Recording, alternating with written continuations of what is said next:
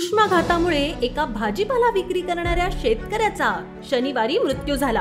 पूर्णा तालुक्यातील उष्माघाताचा हा पहिला बळी ठरला। पूर्णा तालुक्यातील कातनेश्वर येथे राहणारे भाजीपाला उत्पादक शेतकरी भानुदास मुंजाजी चापके, वय वर्ष 54 असं मृताचं नाव आहे। चापके हे संदलापूर शिवारात गट क्रमांक 15 मध्ये 1.5 ते 2 एकरातील काही क्षेत्रात ते भाजीपाल्याचं उत्पादन करत होते।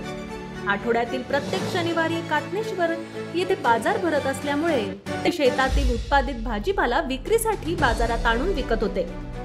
शनिवारी पूर्णा तालुक्यामध्ये तापमान 41 अंशांवर गेलं होतं। बाजारात भाजीपाला विक्री करत असतानाच दुपारी 2च्या सुमारास त्यांची अचानक प्रकृती बिघडली। त्यानंतर ते बाजारातून थेट आपल्या घरी गेले। नातेवाईक त्यांना तातडीने गावातील रुग्णालयात घेऊन गेले, मात्र उपचारापूर्वीच त्यांचा उष्माघाताने मृत्यू झाल्याचं डॉक्टरांनी सांगितलं। या घटनेमुळे कातनेश्वर गावात शोककळा पसरली आहे।